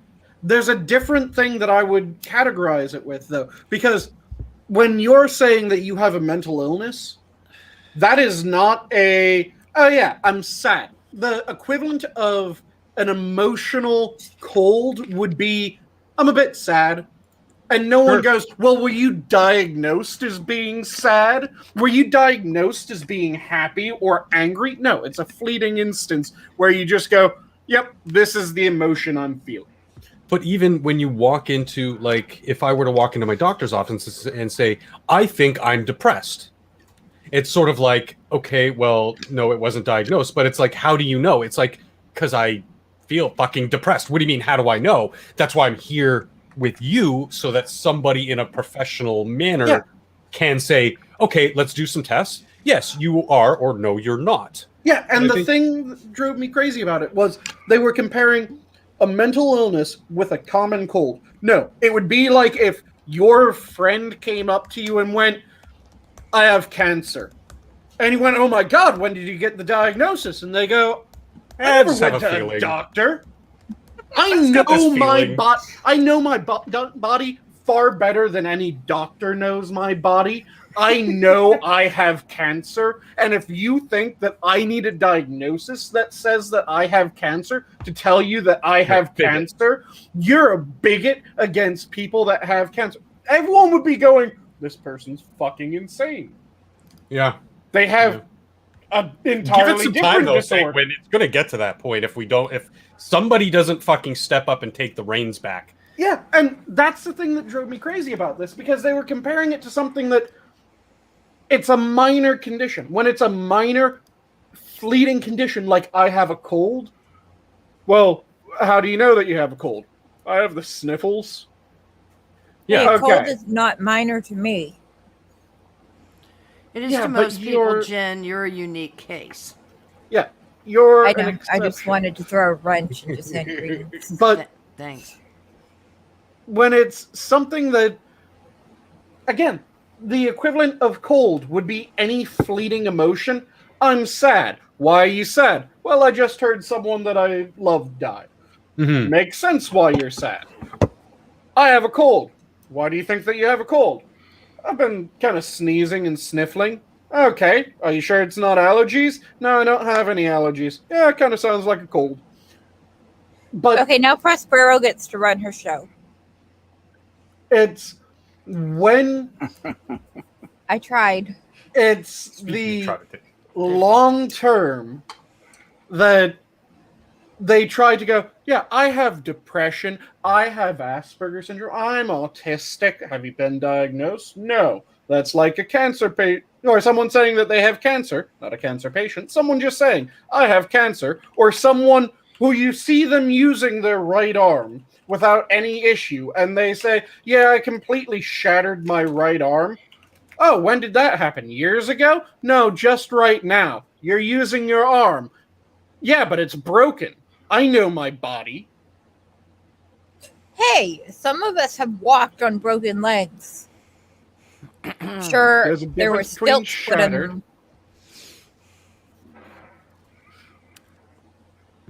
There's a difference between shattered and pieced back together and actively shattered. Yeah, I'll Jenna, give you're you not that. Humpty Dumpty. No, she actually is Humpty Dumpty. I thought the King's horses and the King's men did put her back together again. We don't have a king here. Why the fuck were the horses involved in the surgery? You say that, Prospero, but I mean, at the beginning of the show, you guys were kind of talking about The horses people were who stem think they're cell royalty. donors. Yeah, but we're not Commonwealth. Who was the patient? Goddamn AOC? Mm-hmm. Speaking of diagnosing people for psychiatric disorders, either from afar or people with them self-diagnosing, did any of you see that chick from Yale who lost her job is suing Yale now? Mm-hmm. Why? Well, okay, hear me out. Give her a moment. Don't jump ahead in the story. She was a Yale-affiliated faculty member in the Department of Psychiatry in the School of Medicine, and she has filed unlawful termination complaint against the school because of her free exercise of speech having been infringed. Yeah. Stymied, yes. She wasn't stymied. She was warned. And the Americans... This is the American Psychiatric Association has a rule called the Goldwater Rule that it's unethical for psychiatrists to comment on public figures' mental faculties in an official capacity unless granted permission or after a medical examination. Mm-hmm. And she thinks that is a gag order and that she should have been, it should have been just fine for her using her position as Yale faculty and a psychiatrist to comment on Donald Trump and Alan Dershowitz's mental capacities. This is going to be an interesting one to watch because there is, as a private citizen, her right to exercise her free speech, but in her role as a psychiatrist and as an ethical prescription against diagnosing people in public, you know, it's a little, and from afar, because that's almost like practicing medicine without a license because you have not examined the individual. Do you want some background on this? This is a high-profile psychiatrist, and she says she was fired by Yale after repeatedly calling then-President Trump and his supporters mentally ill, and is now suing the college for unlawful termination. Yes. Dr. Bandy Lee, who has been an analyst on CNN and written op-eds for the New York Times, was let go last May after being accused of, quote, recklessness and, quote, serious violation of professional ethics, according to the court papers. Yeah, Dershowitz sent him a letter after her utterances. No, she was the one who said Donald Trump is not Adolf Hitler. At least Hitler improved the daily life of his followers, had discipline, and required more of himself to gain the respect of his followers. Even with the same pathology, there are varying degrees of competence. I'm sorry, what? Yeah, this was at the time where the left was talking itself into praising Hitler. So here's where she ran afoul. It said her proclamations defy an American Psychiatric Association rule that forbids professional opinions about public figures who have not been examined. But Lee says that doesn't apply to her because she's no longer a member of that group, and the rule is just an attempt to gag its members from vital public warnings. In her opinion, vital public warnings against people. When like did Donald she Trump. leave the APA? I thought she was a member at the time. Yeah, she was a member at the time, but she has since left it. Well, that doesn't matter because at the time she was a member. Yeah, that certainly appeals to my sense of logic too. It says, after teaching at Yale for 17 years, Lee was finally confronted after one of Trump's lawyers, Alan Dershowitz, made a formal complaint last January over a tweet accusing him of having shared psychosis, and Yes. quote unquote, among just about all of Trump's followers. And Dershowitz had written that Lee had publicly diagnosed him as psychotic based on his legal and political views without ever having examined Dershowitz or even meeting Dershowitz. And in his opinion, this constitutes a serious violation of the ethics rules of the APA, which she promptly quit. Yeah, but she quit after. Right, after all this happened. After all it happened. So that I mean, to claim that I don't belong, so that doesn't matter anymore. It doesn't. What happened is that the chair of the psychiatry department warned her in an email that he would be compelled to terminate her teaching role if she continued to make similar public statements. Right. And she continued to do so, Right. tweeting about the mental fitness of Trump after the warning. Then she met with, this was a Dr. John Crystal, the chair of the psychiatry department, and additional unnamed faculty members, and was told that she had breached psychiatric ethics, according to an email excerpt in the filing. According to court documents, Yale refused to hold additional discussions or investigate the accusations further. On May 17, she was notified she was terminated. She's appealed, and to no avail. But what was the core of her defense?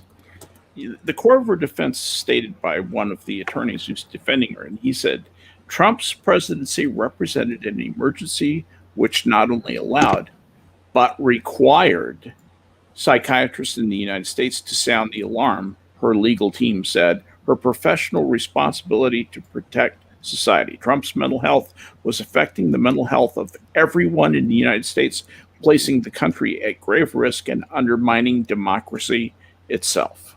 That's definitely pounding on the table, don't you think? Yeah, because that's there's no law precedent. There's no law or precedent to back any of this up, and the facts aren't on her side. My God, she quit this thing after everything happened. She has not a leg to stand on, so they have to pound on the table. And I'm really, really hoping that if she successfully pleads her case and they overturn this shit, that pretty much everyone within her field, I know this is not going to happen, but I would really hope that pretty much everyone within her field would immediately pen opinions that she's clearly suffering from this mental defect and that mental defect and this disorder and that disorder. That's true. I'd like, Prospero, what do you think of that as far as them not having the facts on or the law on their side?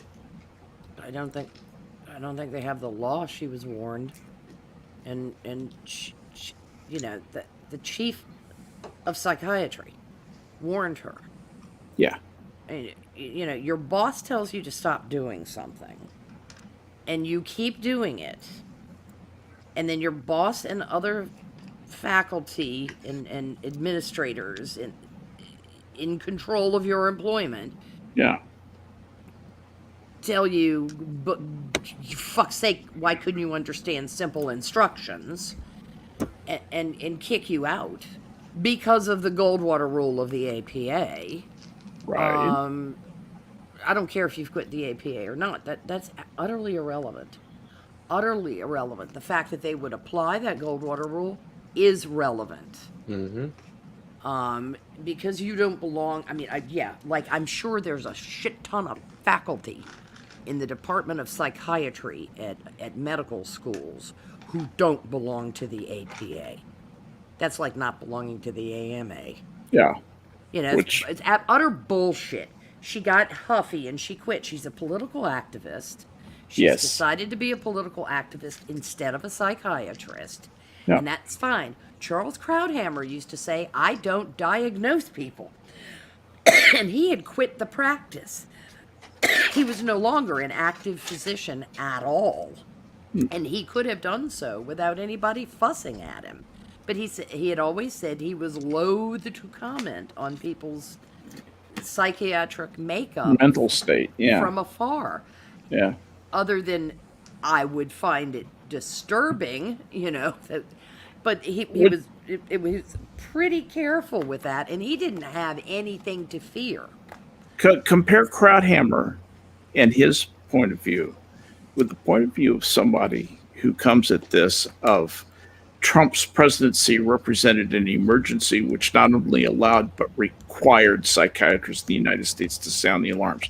How self-righteous, how blinded by your own purity do you have to be to I would also think that's a defense? I would yes, and I would also say that the that statement itself displays symptoms of what some people call hysteria. Yeah, yes, you're not wrong. So I believe that not only has the press been engaged in a great deal of projection, and politics have been a great deal of projection, that perhaps the psychiatrist herself, just perhaps, and of course I have no training, nor do I belong to any professional institution, and I've only stayed in a Holiday Inn Express once. So, and you don't play a psychiatrist on television? I do not, but she certainly sounds like she might have, I don't know, BPD or some other psychotic disorder. Yeah. Narcissism, most definitely, because she believes she is above all rules. She may actually be maniacal if she's that. She screams monomania to me. Yeah. Absolutely. That's actually a good call. I didn't think of that, but now that you mention it, yes. And she and her entire crowd are, if megalomania can be a group psychosis, I'll give them that one too. Yeah. Yeah, but there is a singularity of purpose to these people, and that was to establish that Donald Trump was worse than Hitler, and they literally believe it, and that is being delusional. You know, Voltaire said that madness is to think of too many things in succession too fast, or of one thing too exclusively. Yes. I think you have some of that going on here. Yeah, it is. These people broke. They literally broke when Donald Trump was elected. Yeah.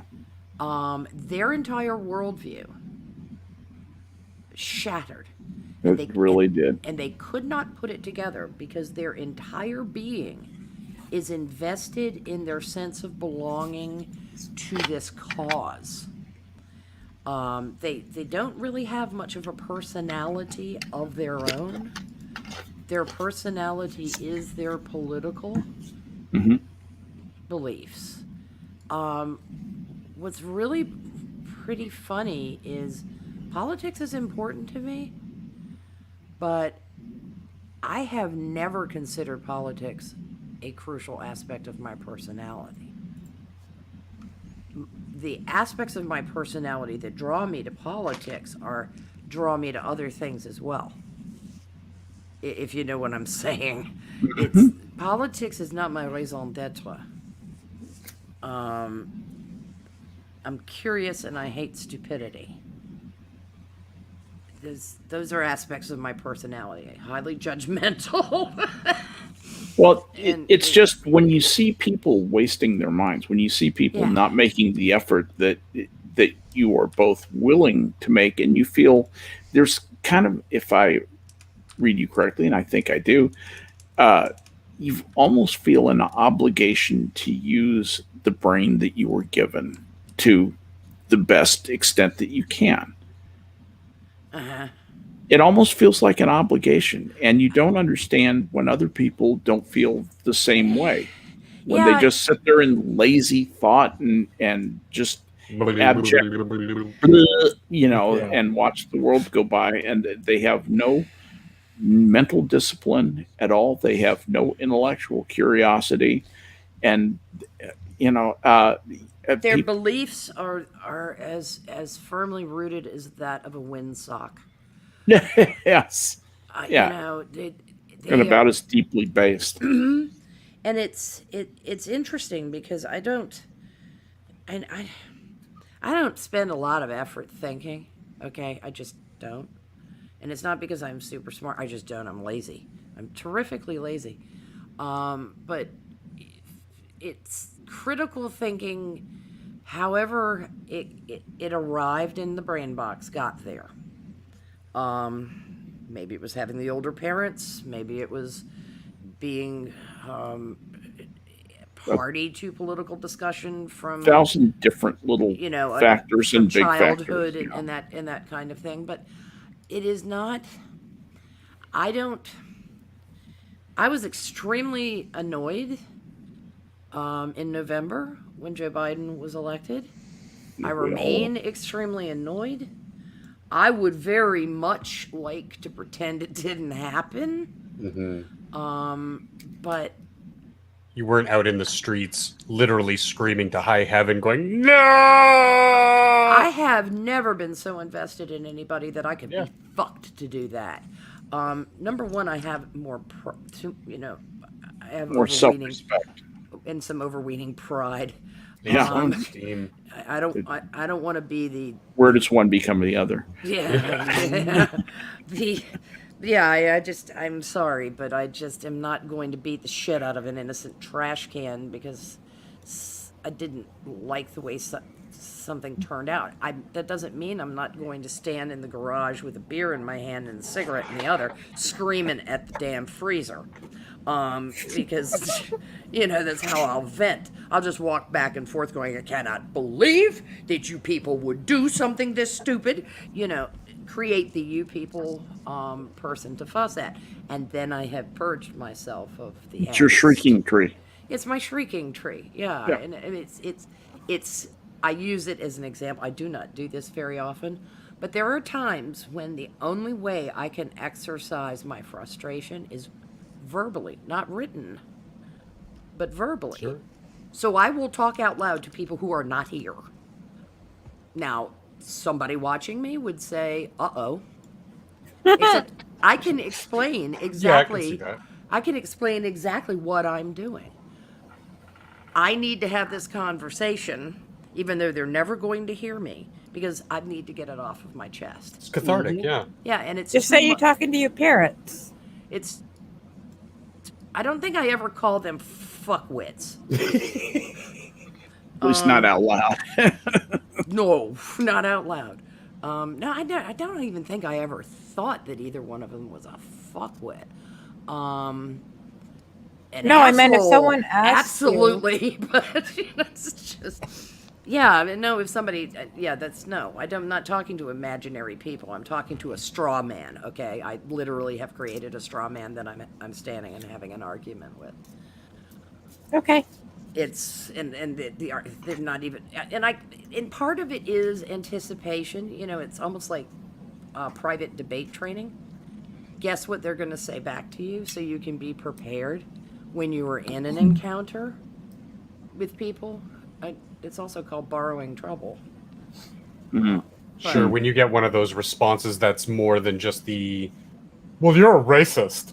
Oh, yes, because there are those occasions. They sometimes do clap back. Yeah, I've had people respond to me on Twitter where I've really had to sit back and think about their response, and I tend to appreciate that, and I will also the tenor of those conversations will be very different from things I will say hyperbolically against that imaginary person, because that's what a lot of Definitely. Twitter is shouting out at people who will never hear you. Ain't that the truth? Cuomo will never hear me, but whenever we tag an article and call him names and blah, blah, blah, blah, blah, blah, it's that very same thing that I'm doing in the garage. Except I'm putting it out there for everybody to read. Yeah. Twitter is my shrieking tree. Uh-huh. Yeah, I mean, it's mine too. I don't talk to the freezer anywhere near as much since I've been on Twitter. Facebook is too long form. People will send you back a goddamn thesis. Wall of text. Yeah, and it's like, oh God, please. So. And they can't write. No, Sorry. They can't. Hey, why are you picking on me? No, are you on Facebook writing me walls of text? No, you're not. And that's what I was finding. I was Not spending about you, Jenna. way I was really- too much time on Facebook with those wall of text people, or people who would just lose their shit and out of the blue just start yelling at me. And I'd be like, well, it's nice to hear from you too. Yeah. Why I would was people really just half yell at expect- you? This is why I quit Facebook. Yeah, that's why I don't go on it very often. I was really half expecting Jenna when you asked her if she was shrieking at you and sending walls of text on Facebook for her to go, yes! Well, no, I would just write her back going, could you just like hit enter once in a while? I'll put it all together later. I do cherish those moments where someone I might disagree with something on actually comes back and says, can you expand more on A and B? And I'll do so, and they'll respond in kind. And it doesn't have to be a long, drawn out conversation, but at least acknowledging, okay, you make some good points. Maybe I'll go and learn. Like I had something along those lines about Candace Owens fan worship, and I'm like, okay. I don't disagree with what the woman says for the most part. However, X, Y, and Z is why I don't like the person. And this woman, she was like, you know what? I've never heard of any of this stuff. And I said, well, then, take what the information I gave you, because I didn't go into great detail. I don't want to be the wall of texter. And it's just she'll take that information, she'll pop it into Google and be like, oh, social autopsy. Social autopsy was a thing. Okay, there. And I ended it off the entire. Yeah, it still is, and she's still and that's the one thing that I'll be very happy with out of 1,000 interactions online, and actually find that yes, social media does do some good every once in a while. And I ended off that entire interaction with, I can separate the art from the artist. It's still more good than bad. I would argue that social media is a boon, and just because it has some rough edges and people misuse it, or people abuse one another online and so forth, that has less to do with the tool than the people using the tool. I agree with you, but not from the platforms that we currently use, like Facebook, Twitter, etc. Like those platforms themselves, I think, are more damaging to. I don't know, Functional. What did you think of Discuss when that showed up? Where people could comment on articles and there would be exchanges. Well, the beginning was quite nice. Yeah, the first time somebody told me they hoped that I died was on Discuss. Yeah, it quickly devolved into that kind of. That was in 2010. That's the tool. The tool can be misused. You can take a screwdriver and stab someone through the heart with it. It's not the screwdriver's fault. Oh no! There are assholes everywhere. Yeah, and everywhere. Twitter, actually, I find to some extent, mostly at Walmart, there's a serviceability to Twitter because of asshole recognition. Yeah, that's a good point. There is an entire category of people that I have been able to place in the I don't think about them if I can avoid it. And I certainly avoid them at all costs if I can, because their past behavior I see as prologue. It's never going to change. I will not interact with someone like Sofane. No, nor should you have to, or feel obligated to. Or Mundane Matt, who blocked me anyway because he's a pussy. Mundane Matt, he blocked me too. It's just I don't care. It's just every now and then I chuckle. Because they've. I haven't thought about Mundane Matt in months since the last time we talked about him on stream, probably. Yeah, and I will always. I can take offense on other people's behalf. It's a habit I have.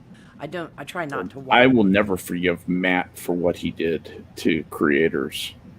A lot of different creators. Yeah, and I will flagging. also not forgive him for what he said about Satsu and Sophane chonking along with it. And What did they you are say about Sassy? They are so fucking quick to call other people racist, and what what They they said said that- was that miserable backdoor implication that Satsu was Monkey's yes man. Well, His it went house. further than that. There was effectively- a racial aspect to it. Yeah, it was effectively that he was Stepping Monkey's coon. Careful what you say. That he was step and fetch it for Monkey. That he only said things. He only had opinions that Monkey would agree with. Yeah. You know, these are the same people that, you know, at each other and tell one another that Clarence Thomas could, was Antonin Scalia's sock puppet. And it's like, well, Scalia's been dead now for a while. Clarence Thomas is still writing. I'm sure that it's Roberts Not like who they were has his cherished hand up his ass. colleagues or anything. Yeah, fuck's sake. You know, I mean, it's that dismissive. One thing you can tell that those people have never heard Clarence Thomas give a speech. No, they haven't. Holy shit! Or do an interview. Yeah, that's a impressive guy. But you realize we've been going for 2 hours? Yes, I do, and I'm getting ready to wrap it up. Imagine that. But that shit about saying that. That's bullshit. Satsu would only say things that Monkey would agree with. Oh, Jesus You're Christ. literally robbing them of all agency and humanity. Oh, or attempting to do. Absolutely. And I think it actually stunned Monkey. I think I mean, It stunned both of them because both of them are going, do you know how many times I disagree with this motherfucker? Yeah. The best times of Lords of the Night, is when they disagree on something. I love hearing them go tete-a-tete and hash out their ideas. yeah, it's it was one of those things that it's fuck those guys. I mean, just that's all you can say. Let me take it around the horn for parting thoughts, and I will start with Jenna. I'd like to state that only 1 in every 4 rubbish bin is hurt by a Democrat. That's still 25% too many. Functional. That's all I got. I may be a liberal, but I could never agree with the Democrats. The IQ of a mob is the IQ of its most stupid member divided by the number of mobsters. Nice. Who is that? That's actually Terry Pratchett. Absolutely spot on. It's just a shame he's inflicted with TDS because he's such a witty, generally intelligent, well-spoken, really good at his craft. But then you look at his social media and you're just like, wait, what? And then you want to say, "Physician, heal thyself." Look past it and enjoy what he's good at. Yeah, but at the same time, you do want to say, you know that thing you said about mobs? Take a look in the mirror there, bucko. Sanguine, hun. Well, since that was the one that led in right before mine, I think I'll go with evil wins when good men are made complicit, not when they're silent. True. Very true. And they're incrementally made complicit. Harry. Yep. Well, there's something I've been thinking about. Uh-oh.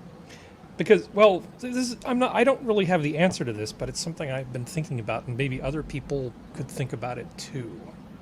42. Which is when you look at things like the business cycle, there's sort of this boom and bust cycle, and there's lots of smart people that have written about why business cycles take place.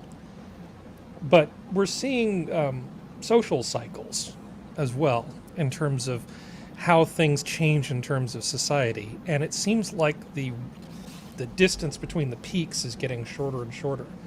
And what I've been thinking about is something like social media sort of akin to the social cycle, kind of like credit is to the business cycle. And I've been trying to work this through in my head. I mean, I know I'm bordering on sophistry, but I think it's something worth considering. You know, to what extent is a lot of what's happening being fueled by these changes? And I think if we understood the social cycle the way we are starting to understand the business cycle, it might be a thing that's really healthy for humanity long term. Well, yeah, the behavior of mobs. Yeah. Well, there's a strong psychological basis to it, as much as anything else. But I think a lot of technological change has sped up the rate of the process considerably. Yeah. Well, there's a tiny bit of Luddite in all of us. That change can be extremely difficult to adapt to, and change too rapidly can cause people to feel unmoored. Yeah, I think you're right. And it's different for every person. It bears deeper thought. Skep. Well, interesting thought you had there, Harry. I'd like to talk to you about that, about the social cycle vis-a-vis the analogy to the business cycle. I think might have some thoughts on that. Might have some fun discussing that. I had got to thinking about what constitutes sanity and madness, and looked up a couple of quotes about madness and so forth, and they come from just a variety of people. One was Marlene Dietrich, who said, "If there is a supreme being, he's crazy." And I always that's an old saw, and but I always liked that one. Then you have Sigmund Freud said that love is a state of temporary psychosis, and I love that he threw in there temporary. Wow, that's excellent. Rousseau was kind of dark with this little one-liner. He said, "To be sane in a world of madmen is in itself madness." And I like the darkness of that. But the one who gave the broadest treatment of all was good old Fred Nietzsche. And he said, "In individuals, insanity is rare, but in groups, parties, nations, and epochs, it is the rule." Like it. Interesting take. Yeah. Interesting take. Well, I want to thank all of you all for being here tonight, and I want to thank Blind Press also, who had to go to bed because she has wee children and a very busy schedule. So we'll look forward to seeing what the topic will be for the Star Trek stream. We will all await that with bated breath. I'm sure she'll give you guys a heads up. Oh yeah, I'll tweet it out as soon as I know it. Yeah. Tomorrow evening, Reject will be hosting game stream, which is always nice to have that once a month Friday game stream call back to the good old days. And then Harry will be in this seat on Saturday. Good Lord willing, and the creek don't rise, as always. Since he's in California, the whole thing could just fall into the ocean at any moment. Yeah. So stay tuned to this channel to see what is upcoming. And so that's me done for the night. And with that, everybody, the zoo is closed. Good night. Good night, everybody.